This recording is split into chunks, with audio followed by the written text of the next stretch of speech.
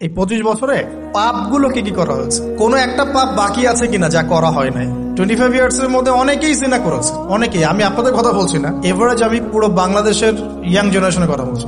25 বছরের ইয়াং এই প্রজন্মটা, এই লেটেস্ট যে প্রজন্মটা, এদের অনেকেই জিনা করেছে, বিবাহ বহির্ভূত সম্পর্ক। এবং আমরা এখন জেনাকে অনেক সময় উস্কেও দেই, আমরা অনেক সময় এটাকে প্রমোটও করি, আমরা এটাকে ফ্যাশনও মনে করি। কারণ আমাদের ঢাকায় মানুষ বলে যে তোর গার্লফ্রেন্ড নাই, এটাই হচ্ছে ওদের কাছে অবাক করা বিষয়। সবাই ঘুরে, ঈদের দিন তুই ঘুরতে পারিস না? আমাদের ফ্যামিলির মধ্যে একজন বলতেছে তার মেয়েকে, সবাই ঈদের দিনে বাইরে যায়, তুই যেতে পারস না? ঢাকায় ভাবে কথা। আমরা এটাই ফ্যাশন, মানে আমরা জেনাকে উস্কেও দিচ্ছি। তার মানে 25 বছর আমরা অনেকে জেনাও করেছি। মাদকের সাথে সম্পৃক্ত কত পার্সেন্ট ইয়াং জেনারেশনে আমাদের দেশে? ক্যালকুলেট করেন, আপনি গুগল করেন, দেখেন কত পার্সেন্ট আমাদের দেশে মাদক সেবন করে। ইভেন এখন কিশোর গ্যাং বের হয়েছে, কিশোর গ্যাংয়ে অনেক যুবকরা যায়, অনেকে রাস্তাঘাটে মারামারি করে, অনেকে পলিটিক্যাল দলাদলির মধ্যেও আছেন অনেকেই, এবং এখানে ভাই ভাই রক্ত ঝরাই। আমরা উভয় মুসলিম, কিন্তু উভয় মুসলিম, জুমার দিন একসাথে নামাজ পড়ে। তাহলে এটা কোন দর্শন যেটা আমার ভাইকে শত্রু বানিয়ে দিল, আর পশ্চিমারা গাছের আড়ালে বসে বসে হাসছে? কারণ এই দর্শনগুলো তো ওরাই দিয়েছে। তো 25 বছরের পাপগুলো একটু ক্যালকুলেট করি। প্রিয় দিনী বোন, একটু হিসাব করবেন যে 25 বছর আপনি কতদিন পর্দা করেছেন, কত 25,000 মানুষ আপনার চেহারা দেখেছে কিনা। এই 25 বছরে কত হাজার মানুষ আপনার চেহারা দেখেছে। আর ছেলেরা আপনাকে দেখলে কখনো চেহারা সুরত দেখে না। বেগানা নারীর দিকে একটা ছেলে যখন তাকায় এবং সেক্সুয়াল ডিজায়ার নিয়ে তাকায়, তখন সে চোখ দিয়ে তাকে রেপ করে। ভেরি সরি টু সে যে আপনি প্রচুর চোখ দিয়ে রেপ হয়েছেন প্রিয় দিনী বোন। অনেকেই আপনাকে চোখ দিয়ে রেপ করেছে, আপনি বুঝতেই পারেন নাই। এই 25 ইয়ার্স আমরা অনেক কিছুই করেছি, অনেক কিছু করি নাই। এখন একটু আজকে সাদা একটা কাগজ নিয়ে আমরা একটা হিসাব করব যে আমরা 25 বছরে কি কি করেছি, কি কি করি নাই, কি কি পাপ করেছি, কি কি করি নাই, কি কি পুণ্য করেছি, কি কি করি নাই। আমি আগে মনে করতাম যে একটা খালেস তওবা ইনশাআল্লাহ আল্লাহ পাক সব মাফ করে দিবেন। আসলে আল্লাহ পাক মাফ করেই দিবেন, কিন্তু ভিতর থেকে স্যাটিসফাই হতে পারবেন না আপনি। এখন যদি আপনি এখান থেকে আমার এই লেকচারটা শুনে আল্লাহর ওলি হয়ে যান এবং আপনি বড় মুহাদ্দিস, মুফতি, দিনের বড় দায়ী ইলাল্লাহ, বড় পলিটিশিয়ান, বড় ইঞ্জিনিয়ার, মানে যারা ওয়ার্ল্ডকে ইসলাম স্ট্যাবলিশমেন্টের দিকে নেতৃত্ব দিচ্ছেন, এমনও মানুষ যদি আপনি হয়ে যান, আপনি এই 25 বছরের ঋণটা শোধ করতে পারবেন না। এই 25 বছরের ঋণ আপনাকে প্রতিনিয়তই ভিতরে ধুকিয়ে মারবে, যেটা আমাদেরকেও মারে ভিতর থেকে। যে আমরা যদি আগে থেকে বিষয়গুলো বুঝতাম, যদি আরো আগে থেকে স্টাডি করতে পারতাম, আরো বেশি যদি আমি আলেম ওলামার সাথে মিশতে পারতাম, আরো যদি বেশি গভীরে যেতে পারতাম, তাহলে কতই না ভালো হতো। আমি আশা করি কথাগুলো আপনাদের কলিজায় পৌঁছাবে ইনশাআল্লাহ। এখন লাইফের এটা সবচেয়ে ভাইটাল পার্ট। এই সম্পর্কে আমি জাস্ট 2টা হাদিস বলে আস্তে আস্তে কনক্লুশনের দিকে যাচ্ছি। নবী সাল্লাল্লাহু আলাইহি ওয়াসাল্লাম বলছেন যে 7 শ্রেণীর মানুষকে আল্লাহ পাক কিয়ামতের দিনে আরশের ছায়া দিবেন। কত শ্রেণী ভাই? তার মধ্যে সেকেন্ড শ্রেণীটা হচ্ছে সেই যুবক নাশা ফি ইবাদাতিল্লাহি তাআলা, যে আল্লাহ পাকের ইবাদতে তার যৌবনকালটা কাটিয়ে দিয়েছে। এখনো বাকি আছে আপনার সামনে। যৌবনকাল কতটুকু? হয়তো 15 to 40। তার মানে এখনো 40 বা 50 বছর পর্যন্ত আপনার যৌবন টিকে থাকবে ইনশাআল্লাহ, যদিও বা এই যুগে থাকে না। আমরা তো ফ্যান্টাসিতে ভুগি অনেক সময়, 4টা বিয়ে। বাস্তবতা হচ্ছে এই যুগে একটাই ডিফিকাল্ট, একজনকে সন্তুষ্ট করাই কি ডিফিকাল্ট। এখন সেই যুগ না তো, আমরা তো হর্স রাইড করি না, আমরা তো এক্সারসাইজ করি না, আমরা তো এখন অনেকে খেলিও না, আমরা ফাস্ট ফুড খাই, আমরা হাইজেনিক খাবার খাই না, আমরা আগেকার মানুষদের মতো অনেক কিছু করি না। এনভায়রনমেন্ট নষ্ট হয়ে গেছে, পলিউশন আছে, সব মিলে এখন আমাদের যৌবন যে 50 বছর পর্যন্ত থাকবে, এটা নিশ্চয়তা দেওয়া যাচ্ছে না যদি আমরা বেঁচেও থাকি। আর কত যুবক যুবতী ভাই বোন যে যৌবনকালেই চলে যায় তার তো ঠিক নাই। প্রিয় দিনী ভাইয়েরা, আমরা আলোচনা করছিলাম যৌবন সম্পর্কে। এই বিষয়ে আমি 2টো হাদিস বলার নিয়াত করেছিলাম। তো প্রথমটা শুনিয়েছি মোটামুটি, সেটা হলো নবী সাল্লাল্লাহু আলাইহি ওয়াসাল্লাম বলেছেন যে কিয়ামতের মাঠে আল্লাহ রাব্বুল আলামিন যে 7 শ্রেণীর মানুষকে তার আরশের ছায়া দিবেন, তার মধ্যে তৃতীয় শ্রেণী হচ্ছে সেই যুবক যে তার যৌবন কালটাকে আল্লাহর পথে উৎসর্গ করেছে বা কাটিয়ে দিয়েছে। আরেকটা হাদিস যেটা বলতে চাচ্ছিলাম সেটা হলো, কিয়ামতের মাঠে 5টা প্রশ্ন হবে, স্পেশাল 5টা প্রশ্ন, যে 5টা প্রশ্নের উত্তর না দেয়া পর্যন্ত কাউকে ছাড়া হবে না।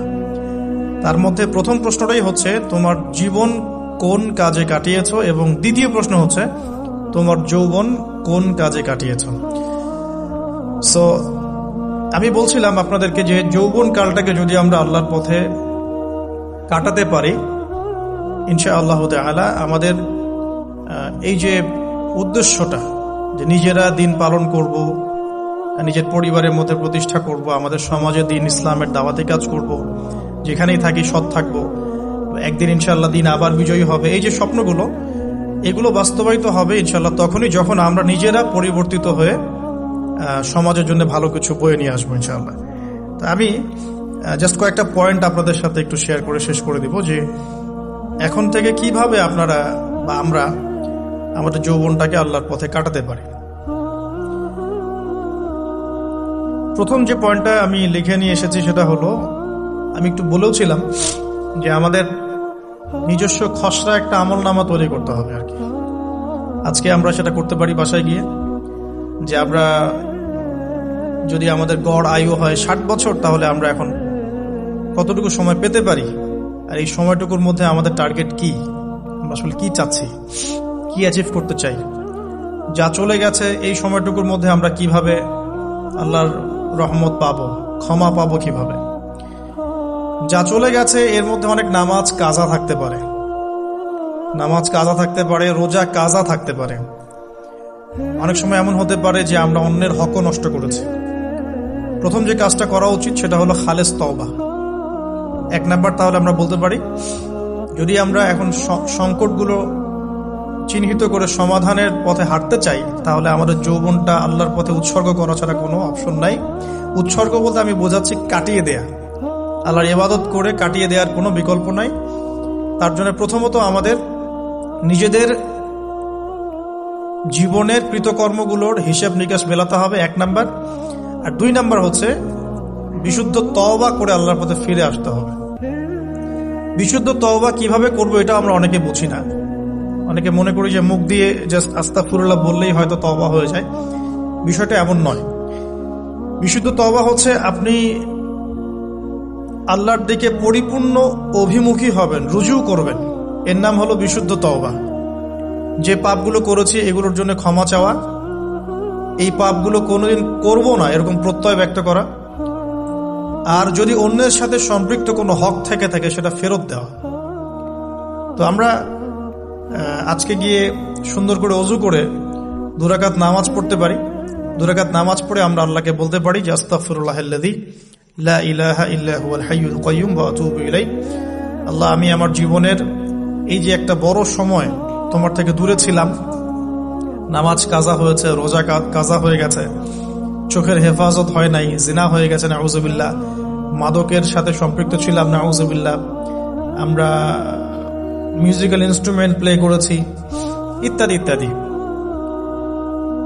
এগুলো থেকে আল্লাহ আমরা আজকে তোমার কাছে তওবা করছি, ক্ষমা চাচ্ছি, এবং আগামী দিনগুলোতে তোমার হুকুম আহকাম মেনে চলার তৌফিক চাচ্ছি।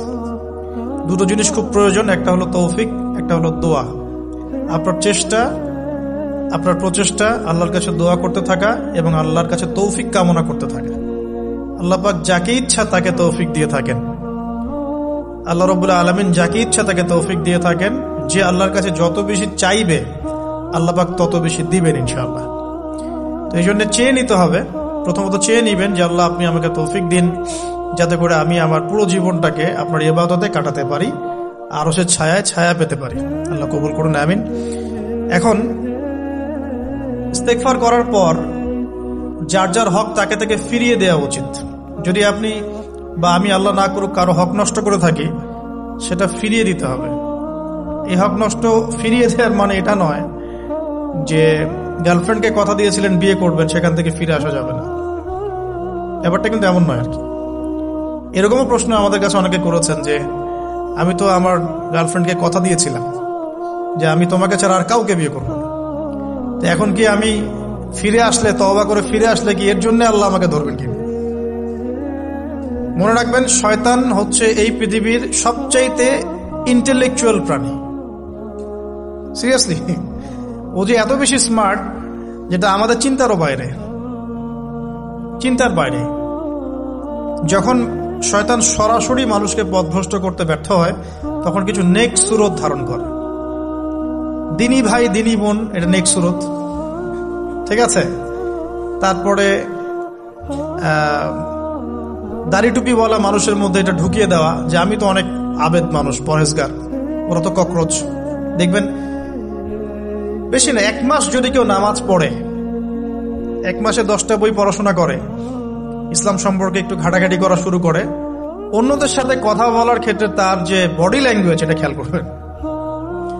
শয়তান কিন্তু অনেক স্মার্ট, এভাবে শয়তান অনেকভাবে মানুষকে প্রতারিত করতে পারে। সো শয়তানের নেক্সট শুরুতে ধোকায় পা দিবেন না। আল্লাহ পাক আমাদের সবাইকে হেফাজত করুন। আমি খুব ভালো একটা কাজ করছি মনে করে, একটা বড় প্রজেক্ট করছি সারা বাংলাদেশ ব্যাপী, একটু মনের মধ্যে ঢুকিয়ে দিল যে মানুষ তো দেখুক, মানুষ ভালো বলুক, যথেষ্ট আমল ধ্বংস হওয়ার জন্য।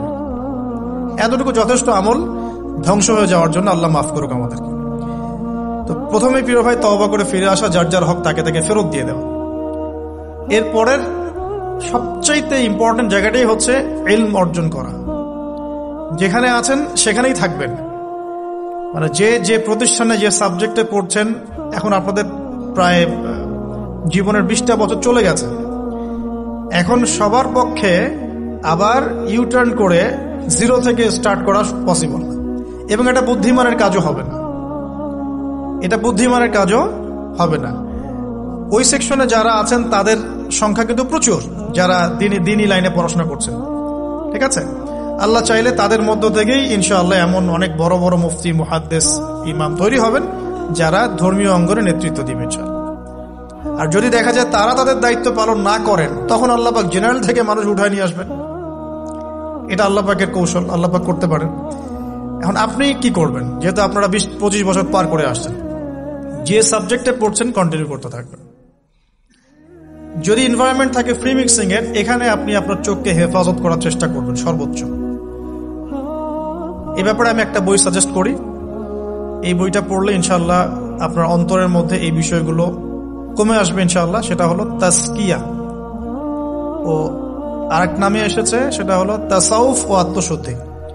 তাসাউফ ও আত্মশুদ্ধি পুরো ওয়ার্ল্ডের ওয়ান অফ দ্য মোস্ট, বলবো যে অনারেবল একজন আলেমে দিন, টপ 10-এর মধ্যে একজন, আল্লামা তাকি উসমানী দামাত বারাকাতুহু, তার লেখা বই তাসাউফ ও আত্মশুদ্ধি। বাংলাদেশে যে মাকতাবাতুল আশরাফ তারা প্রকাশ করেছে। এই বইটা যদি পড়েন, আপনার মনের মধ্যে নফসের যে খারাপ রিপুগুলো, এগুলো আস্তে আস্তে কমতে থাকবেন। এবং এই বইটা আমি বলি যে বারবার পড়া উচিত, বারবার পড়া উচিত। হ্যাঁ, তো আল্লাহ তৌফিক দান করুন। এখন পুরোপুরি ট্র্যাক চেঞ্জ করতে যাবেন না, আপনি আপনার ট্র্যাকেই থাকবেন। এখন এই ট্র্যাকে থেকে আপনি কিভাবে ইসলামিক বেসিক জ্ঞান অর্জন করবেন, কিভাবে পসিবল? কঠিন, অসম্ভব কিছু না, কঠিন। আমি অভিজ্ঞতা থেকে বলি আমার মতো করে। ফার্স্ট অফ অল, একজন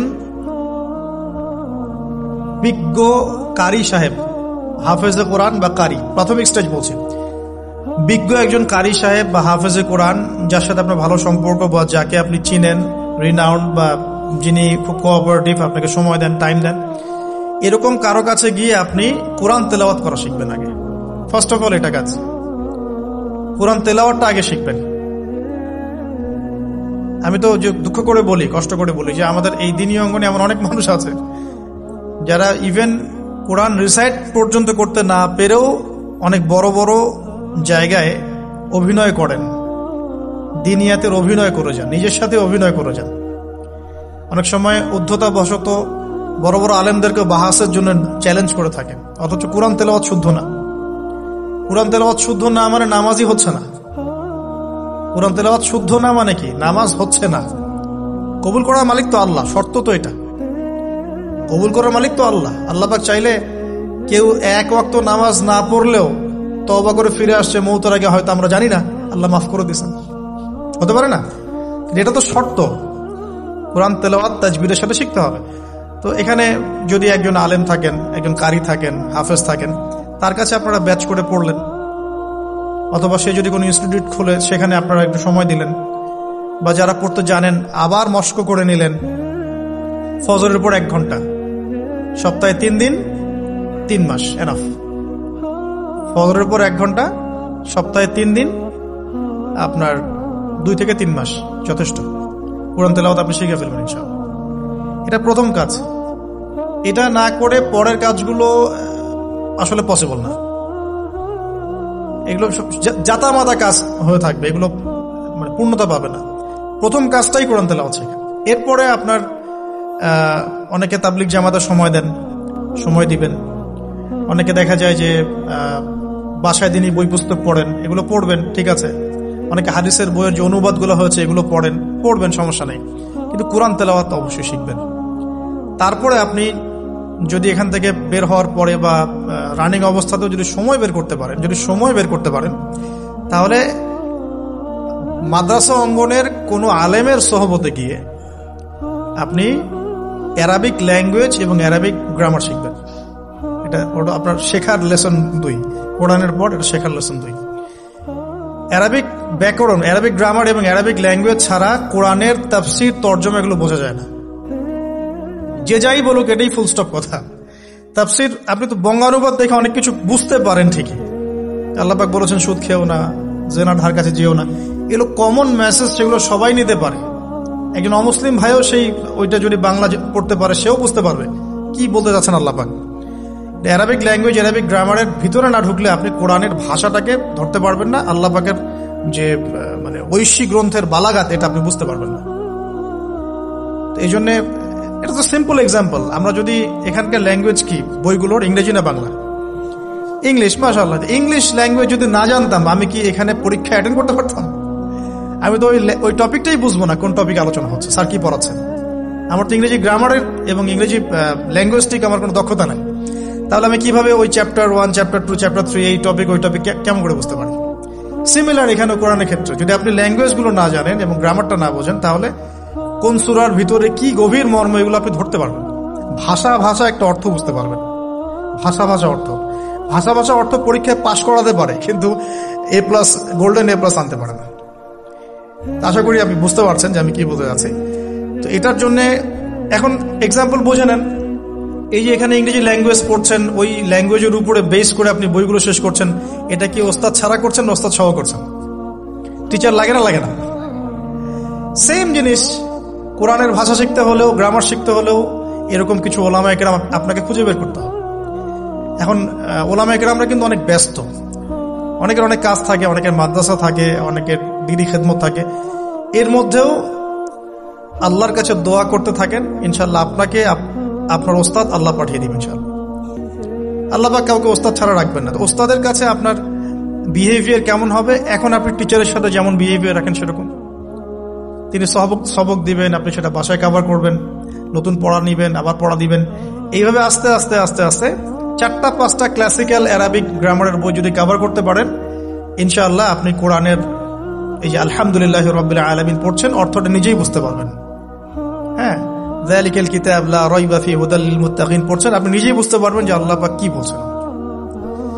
এই যোগ্যতাটা অর্জন না করলে সত্যিকার অর্থে আমরা যে কোরআনিক সমাজ যেটা বলি আর কি বড় গলায়, এটা আসলে বাস্তবায়িত হবে না, তা আমার মত।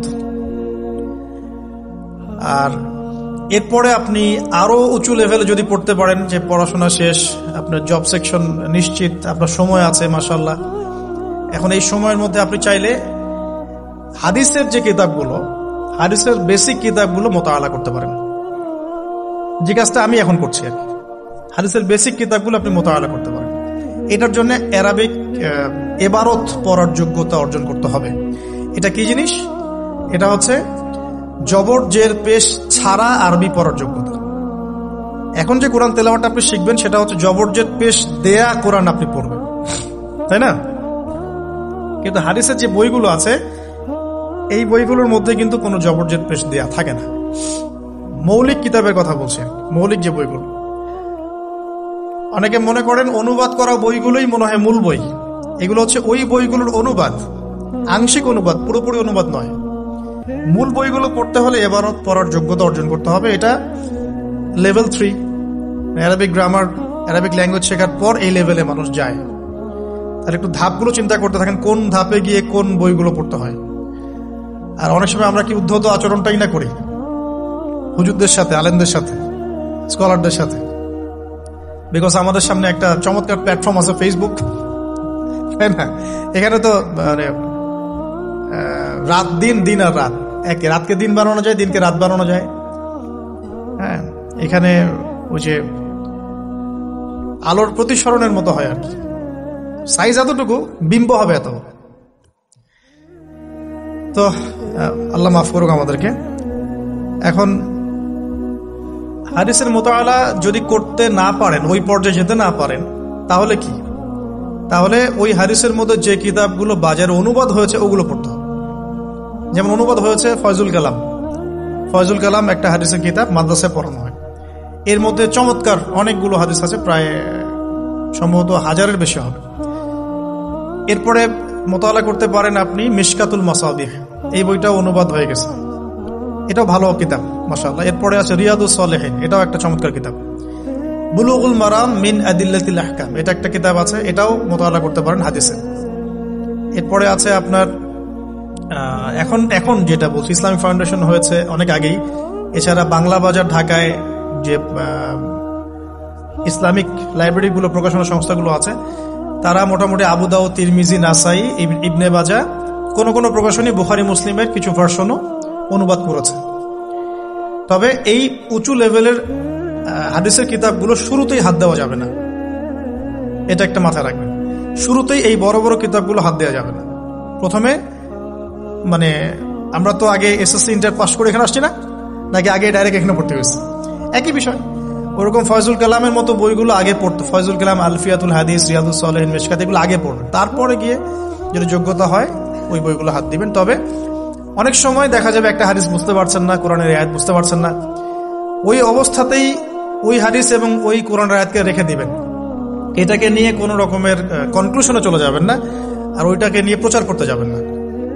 বরং এগুলোকে একত্রিত করে সপ্তাহে একদিন আবার আলেমের কাছে চলে গেলেন, ওস্তাদ এগুলো বুঝি নাই, লাস্ট উইকে আমি এগুলো পড়েছি, এটা বুঝি নাই, তিনি বুঝিয়ে দিবেন ইনশাআল্লাহ।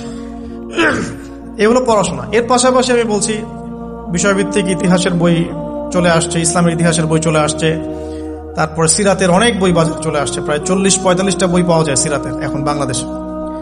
তারপরে ফিকহের অনেক বই অনুবাদ হয়ে গেছে। এছাড়া আকিদার অনেক বই পাওয়া যায়। সবচেয়ে ভালো হয় যে আকিদা তাহাভিয়া বইটা পড়তে পারেন, এই বইটা পড়লে অনেক চমৎকার হবে। এর পাশাপাশি বরেণ্য ওলামায়ে কেরামদের বই পড়বেন। মানে বরেণ্য ওলামায়ে কেরাম কারা? যারা পুরো ইসলামিক বিশ্বে স্বীকৃত, যারা কোনো সাম্প্রদায়িকতা বিলং করেন না, যে আমি এই সম্প্রদায়ের মানুষ, আমি ওই সম্প্রদায়কে মুসলিম মনে করি না, এরকম না। যারা বরেণ্য রিনাউন্ড ওলামায়ে কেরাম সারা ওয়ার্ল্ডে। এই যে বললাম আল্লামা তাকি উসমানী হাফিজাহুল্লাহ একজন বরেণ্য আলেম, তার যে কোনো কিতাব চোখ বন্ধ করে পড়তে পারে, কোনো সমস্যা নেই। বাংলাদেশে আব্দুল মালেক সাহেব হাফিজাহুল্লাহ মারকাজুদ দাওয়ার পরিচালক, একজন বরেণ্য আলেম। আশরাফ আলী থানভী রাহিমাহুল্লাহ একজন বরেণ্য আলেম।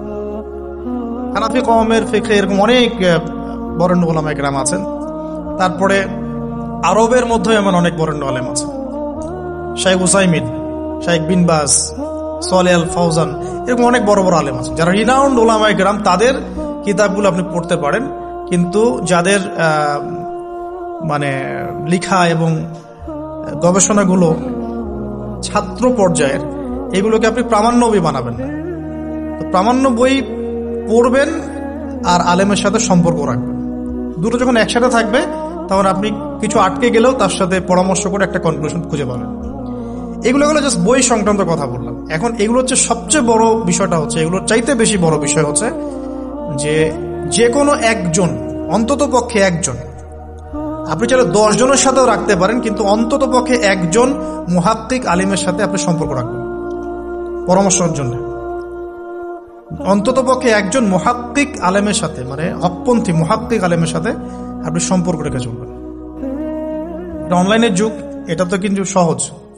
আর সম্পর্ক শুধু অনলাইন কেন্দ্রিক হবে এমনটাও বলছি না, তার সাথে সাক্ষাৎ করবেন, তার কাছে নসিহত নিবেন, তার কাছে গিয়ে কিছু পড়বেন, তাকে দেখবেন তিনি কিভাবে আমল করেন, ব্যক্তি জীবনে তিনি কেমন, তিনি আপনাকে কি নসিহত করেন, তার সাথে মিশবেন। সোহবত মানে কি? মানে আমরা কি শুধু টিচারদের মানে পড়াশোনাগুলোই ফলো করি না, টিচারকে দেখিও বটে। আমরা বস্তুবাদী এডুকেশনের ক্ষেত্রে হয়তো অত কেয়ার করি না, টিচার যেটা পড়াচ্ছেন ওটা জাস্ট টুকে নেই, পরীক্ষা পাশ করলেই হইল। আমরা টেন্ডেন্সি এমন, কিন্তু ইসলামিক এডুকেশনটা কিন্তু এমন নয়। সাহাবায়ে কেরাম রাদিয়াল্লাহু আনহুম আজমাইন তারা এই আমাদের মতো কাগজের বই পুস্তক পড়ে ইসলাম শেখেন নাই। কিভাবে শিখেছেন? তাহলে সরাসরি নবীকে দেখে শিখেছেন। নামাজ পড়তে গিয়েছেন, দেখেছেন নবী কেমন করে নামাজ পড়েন, দেখছেন নবী কেমন করে হাঁটেন, দেখছেন নবী কেমন করে কাপড় পরেন, দেখছেন নবী কেমন করে আতর ইউজ করেন, কেমন করে তিনি হাসেন, কেমন করে মানুষের সাথে মেশেন, কথা বলার সময় কেমন করে মানুষের দিকে তাকান। খুঁটে খুঁটে একটা একটা করে নিয়ে হাদিসের এক একটা অধ্যায় রচিত হয়েছে। নবী কেমন করে তাকান, নবী কেমন করে মেসওয়াক করেন, নবী কেমন করে হাসেন, এগুলো আপনি অধ্যায় পাবেন। ইভেন আপনি অধ্যায় পাবেন নবী কেমন করে চুল আঁচড়ান। তাহলে আপনি দেখেন সাহাবীরা কিভাবে খুঁতে খুঁতে নবীকে দেখেছেন। বলা হয় আব্দুল্লাহ বিন মাসউদ রাদিয়াল্লাহু আনহু সম্পর্কে, তিনি নবীকে এত বেশি কপি করতেন হাঁটা চলা কথাবার্তায় যে নবী সাল্লাল্লাহু আলাইহি ওয়াসাল্লামের পরের যুগের অনেক মানুষ এসে দ্বিধাদ্বন্দ্বে পড়ে যেত যে রাসূল সাল্লাল্লাহু আলাইহি ওয়াসাল্লামকে দেখছি নাকি। এমন ভাবে কপি করতেন, এমন ভাবে। সো এখানে আমি সোহবতের বিষয়টা বোঝাতে যাচ্ছি যে কোনো অন্তত পক্ষে একজন মুহাক্কিক আলেমের সাথে সম্পর্ক রাখবেন, অন্তত একজন। আপনি চাইলে 10 জন 20 জন 50 জনের সাথে রাখতে পারেন, অন্তত পক্ষে একজন যাকে দেখে আপনি শিখবেন। আপনার স্টাডিগুলোকে, আপনি যেটা সমস্যা ফেস করছেন সেগুলোকে তার সামনে পেশ করতে পারেন।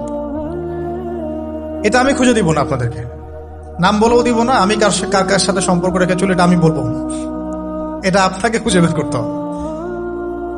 তবে এখানে আমি একটা কথা বলে দিব যে যেহেতু আমরা সব সাধারণ মানুষ, আমরা তো কেউ স্কলার নই, এখানে আমরা কেউ মানে যেটা বলি যে মুজতাহিদ, ইজতেহাদ করার যোগ্যতা রাখি না আমরা এখানে কেউ। সেক্ষেত্রে অবশ্যই আমাদেরকে পূর্বসূরি ওলামায়ে কেরামদেরকে ফলো করতেই হবে, কারণ কোরআন সুন্নাহ নতুন করে গবেষণা করে আপনি তো সব মাসআলা বের করতে পারবেন না। এই কারণে আমাদেরকে মাযহাব মানতে হয়, এটা খারাপ কিছুই না। এটা নিয়ে অনেক কথা সমাজে এখন শুনি, দেখি, দরকার নাই, আমরা লা মাযহাবী, আমরা এইটা, আমরা সেইটা। এগুলো আসলে বোগাস কথাবার্তা এবং সমাজ বিভক্তকরণের মূল হাতিয়ার এগুলো হয়ে গেছে। সমাজের ইউনিটি নষ্ট করবেন কেন? কোরআন এবং সুন্নাহ আল্লাহ ফলো করতে বলেছেন, দ্যাটস অল। কোরআন সুন্নাহ আপনি কি এখন, আমি যদি আপনাকে কোরআন এই যে দিলাম, নেন কোরআন, নেন তাফসীর ইবনে কাসির, নেন তাফসীর জালালাইন, নেন আপনি তাফসীরে মারিফুল কোরআন, নেন এইটা, এই যে বুখারী নেন, মুসলিম নেন, তিরমিজি, আবু দাউদ, নাসাই সব নিয়ে নেন। এখন আপনি কি গবেষণা করে সব মাসআলা আমাকে দিতে পারবেন? ইম্পসিবল, আমার পক্ষে এখন ইম্পসিবল। তাহলে এগুলো যারা গবেষণা আগে করেছেন তাদের কিতাব তো আমাদেরকে পড়তে হচ্ছে। এটাই হলো তাদের মত নেয়া, তাদের মত অনুযায়ী পথ চলা। তো এই জিনিসগুলো নিয়ে যারা বাড়াবাড়ি করছে এটা খুবই দুঃখজনক। অবশ্যই কোরআন সুন্নাহকে ফলো করতে হলে আমাদেরকে হকপন্থী উলামায়ে কেরামের সোহবতে যেতেই হবে। তাদের বইপত্র, লেকচার, তাদের নসিহত, তাদের ফিকহের কিতাব, এগুলো আমাদের ঘাটতে হবে। আদারওয়াইজ আমরা সরাসরি কোরআন সুন্নাহর দাবি করলেও মানতে পারবো না। সরাসরি কোরআন সুন্নাহ মানিয়ে দাবি করলেও মানতে পারবো না, বিকজ আমি তো কোরআন সুন্নাহর সব জ্ঞান রাখি না। ক্রিপ্টোকারেন্সি হালাল না হারাম আমি যদি আপনাকে এখন প্রশ্ন থ্রো করে দেই, নেন সব বই দিয়ে দিলাম কোরআন সুন্নাহর, আপনি কি ঘেটে আমাকে অ্যান্সার দিতে পারবেন? তাহলে এটা ঘাটবে কারা? যারা এটা ঘাটার যোগ্যতা রাখে। তারা ঘেটে যখন একটা প্যানেল করে একটা ফতোয়া যখন আসবে যে না এটাই, তখন আমরা সেটাকে ফলো করব। That's all. এই জিনিসটা রাসূল সাল্লাল্লাহু আলাইহি ওয়াসাল্লামের যুগেও ছিল, সাহাবীদের যুগেও ছিল, তাবেঈনদের যুগেও ছিল। এটা আস্তে আস্তে চলে আসছে এই পর্যন্ত। তো এখানে ক্লাসিক্যাল যে ইসলাম চলছে এখানে থাকলে আপনার বিভ্রান্ত হওয়ার কোনো চান্স নাই। কিন্তু এর আশপাশে ব্যাঙের ছাতার মতো অনেক মতাদর্শ এসেছে এখন, নতুন নতুন অনেক।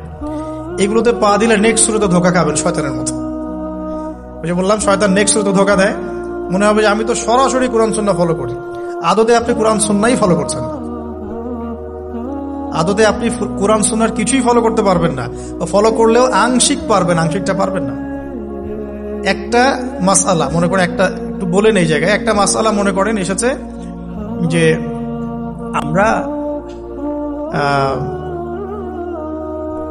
বর্তমান অর্থ ব্যবস্থায় বর্তমান অর্থ ব্যবস্থায় আমরা কিভাবে আমাদের ব্যাংকিং সিস্টেমটা সাজাবো। ধরেন একটা মাসআলা এসেছে, এখন এই বিষয়ে যদি আমরা ইকোনমিক্সের উপর দক্ষ ওলামায়ে কেরামদের শরণাপন্ন না হই, আমরা কি অ্যান্সার নিতে পারবো? আমি কি পারবো উত্তর দিতে? আপনি কি পারবেন? যে কোরআন এবং সুন্নাহ গবেষণা করেছেন এবং যার কাছে অর্থনীতির জ্ঞান আছে, ওই রকম মুহাক্কিক কোন আলেম আপনাকে বলতে পারবে এখন আমাদের কি করা হবে। এই জিনিসটাই যদি আমরা বাংলাদেশের সংবিধান সম্পর্কে জানতে চাই, আমাদেরকে আইনজীবীর কাছে যেতে হবে। আমরা যদি রোগ নির্ণয় করতে চাই, ডক্টরের কাছে যেতে হবে। এখানকার ইঞ্জিনিয়ারিং যা পড়ানো হয়, আমি কি সেটা বলতে পারবো? তাহলে আমাকে এখানকার স্যারের কাছে যেতে হবে, স্যার এখানকার বিষয়টা কি আমাকে একটু বুঝাই দেন। তখন তিনি তার জ্ঞান থেকে এবং তার জ্ঞানের সোর্স থেকে ঘেটে ঘেটে আমার জন্য কিছু সমাধান বের করে দিবেন, আমি তো সেটা ফলো করব। এই ফলো করা জিনিসটাকে যারা নেগেটিভলি উপস্থাপন করছেন, এটা ঠিক না। এটা একটা উদ্ধত আচরণ হচ্ছে, অহংকার হচ্ছে। এই ফিতনাগুলো থেকেও বেঁচে থাকতে হবে। এই জন্য আমি বললাম অন্তত একজন মুহাক্কিক আলেমকে ধরে বসে থাকবেন। এটা আমি কিন্তু পীর মুরিদি বোঝাচ্ছি না, ঠিক আছে? আমি বোঝাচ্ছি যে আপনি মানুষের সোহবতে থাকবেন, পরামর্শ ভিত্তিক, যে কোনো একজন হকপন্থী আলেম। এখন এরপর কি? এরপরে আপনি পড়াশোনা চালিয়ে গেলেন, আলেম আপনার কাছে পরিচিত আছেন, আপনি টাচে আছেন, পড়াশোনা করছেন, কোরআন হাদিস মুতালা করছেন, মাশাআল্লাহ দ্বীনের জ্ঞান অর্জন করছেন। এখন আপনি আপনার সাধ্যমতো দাওয়াতি কাজ করবেন। যতটুকু দাওয়া আপনার দেওয়ার যোগ্যতা আপনি অর্জন করেছেন বা পারছেন, অতটুকু ছোট ছোট করে 5 মিনিট 10 মিনিট, একটা হাদিস 2টা হাদিস, এভাবে মানুষের মধ্যে ইসলামটাকে প্রচার করতে থাকেন ইনশাআল্লাহ। তবে যে বিষয়গুলো নিয়ে সমাজে ইখতিলাফ, দ্বন্দ্ব দেখা যায়, এগুলো নিয়ে আপনি কথা বলতে চান, এগুলোর কোনো সমাধান নাই। মানে এগুলো কখনো শেষ হবে এমনটা মনে হচ্ছে না। ইলা ইয়াউমিল কিয়ামাহ, কিয়ামত পর্যন্ত এগুলো শেষ হবে এমনটা বোঝা যাচ্ছে না। এই জন্য আমরা এখানে আগুন আর উস্কে দেওয়ার দরকার নাই। আপনি আপনার কাছে যেটা ভালো লাগে ওই মানহাজ, ওই মাযহাবটা ফলো করতে থাকেন ইনশাআল্লাহ। সাহাবীর যুগ থেকে এরকম ইখতিলাফ কিন্তু ছিল, তাই বলে কেউ কাউকে তারা এরকম তুই কাফের হয়ে গেছিস এরকম কখনো কথা কেউ বলে নাই, যেটা আমাদের পান থেকে চুন খসলে মানুষ বলে দেয়। এরকম জায়গায় যায় না, এটা তাসকিয়া নষ্ট হয়ে যাবে, আপনার মনের তাসকিয়া নষ্ট হয়ে যাবে। এখন এরপরে আপনি বা আমি আমাদের কর্মক্ষেত্রটা সাজাবো। যেহেতু আমাদের এখন মাশাআল্লাহ পড়াশোনা হচ্ছে, আলেমদের সাথে আমরা সম্পর্ক রাখছি, শেষ করছি, একটু ধৈর্য ধরেন। কর্মক্ষেত্রটা আমরা সাজাবো। এখন আপনারা বের হয়ে যাবেন, জবে চলে যাবেন, মাশাআল্লাহ। এখানে কি, এখানে এমন একটা বিষয় খুঁজে নেওয়ার চেষ্টা করেন যে আপনার যাতে দুনিয়ার আর্নিংসটাও চলে আসে এবং পরকালেরও কাজ হয়। এক্সাম্পল দিচ্ছি আমি একটা, ধরেন যে আমার 4-5টা মাদ্রাসা আছে, কথা আমি বিভিন্ন মাদ্রাসায় পড়াই। এখানে কি হচ্ছে, আমি ইলম শিক্ষা দিচ্ছি, আমার নিজের চর্চা থাকছে, আমি সেখান থেকে কিছু হালকা পাতলা কিছু বেতনও পাচ্ছি, আমার পরিবার চলে যাচ্ছে। তো পুরো লাইফের পুরো কাজগুলোই কিন্তু তখন দিন কেন্দ্রিক হয়ে গেল, তাহলে সে বেশি লাভবান হলো। এখন আপনাদেরকে এরকম সুযোগ বের করতে হবে যে আপনারা এমন এমন কিছু ক্ষেত্রে যাবেন যেখানে ওই কাজটাই ইবাদত বলে কাউন্ট হবে। টাফ কিন্তু ইম্পসিবল না। বা যদি এমন জব নাও পাওয়া যায়, আপনি হালাল কোনো বৈধ জবে থাকলেন, আপনার রিজিকের একটা অংশ থেকে আল্লাহর পথে সদকা করলেন। আল্লাহ পাক এর বেশি কিছু আপনার কাছে চাচ্ছেন না।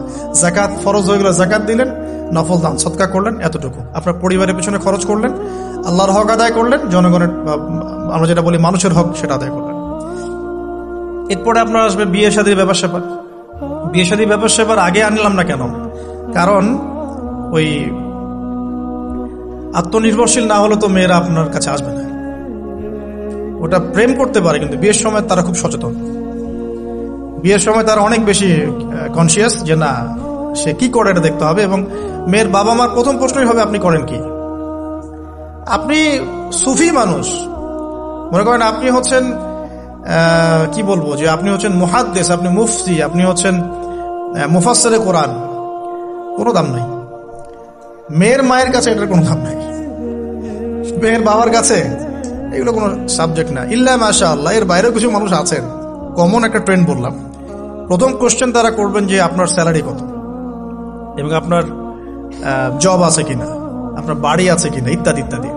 এই জন্যই বললাম যে আগে আর্নিং সোর্সটা নিশ্চিত করে তারপরে এদিকে যান, তাহলে সম্মানটা বজায় থাকবে। আত্মসম্মান ছেলেদের একবার নষ্ট হয়ে গেল তার ফিরে আসে না। আমরা যখন নিচের হাত হই তখন আমাদের আত্মসম্মান বলে কিছু থাকে না। আপনার আর্নিং যদি মাসে 50,000 1 লাখ টাকাও হয়, এই টাকাগুলো কিন্তু খুব বেশি বড় না এখন। এখন 1 লাখ টাকার মান আর 1 লাখ টাকা নাই, এখন ওটা 50,000 চলে আসছে। আস্তে আস্তে হয়তো আরো কমবে।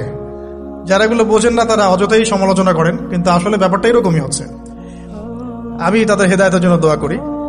এখন এইটুকু আর্নিং যদি আপনার হয়, কিন্তু এই আর্নিং এ আপনার কারো কাছে হাত পাততে হচ্ছে না, আপনার সম্মান বজায় থাকবে।